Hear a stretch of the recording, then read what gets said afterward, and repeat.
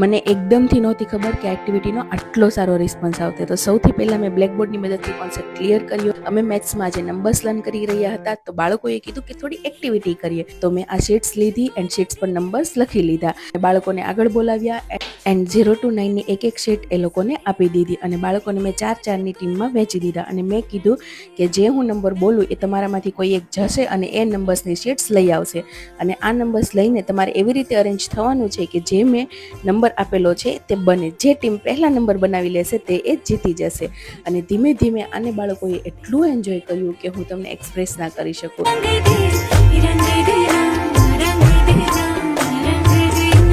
અને મેં ખાસ એ ધ્યાન રાખ્યું કે જે બાળકોને હું પહેલા પકડું કે જે આ ટાઈપની એક્ટિવિટીથી દૂર ભાગે છે, એમને એવું લાગે છે કે આ એના લેવલની નથી. એન્ડ લાસ્ટમાં મેં કંઈક કર્યા એવા સવાલ કે 3 ડિજિટનો બિગેસ્ટ નંબર, સ્મોલેસ્ટ નંબર કે જે બાળકોને આ જ નંબર્સની મદદથી બનાવવાનો હતો.